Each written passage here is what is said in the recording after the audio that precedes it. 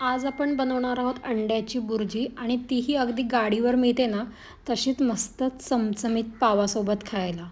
तर त्यासाठी इथे आपण एका पातेल्यामध्ये तेल गरम करून घेतलेलं आहे. यामध्ये आपल्याला बारीक चिरलेला कांदा, टोमॅटो आणि हिरवी मिरची सगळं एकत्रच घालायचं आहे. आता आपल्याला हे सर्व टोमॅटो थोडा मऊ होईपर्यंत परतून घ्यायचा आहे आणि कांदा आपल्याला थोडा कच्चाच ठेवायचा आहे.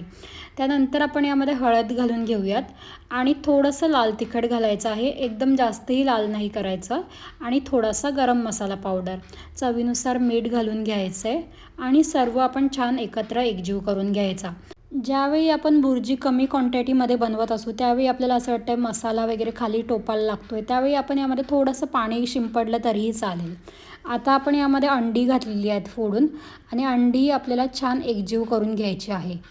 आता हे आपल्याला सतत ढवळत राहायचं आहे आणि गॅसची फ्लेम आपल्याला मोठीच ठेवायची आहे.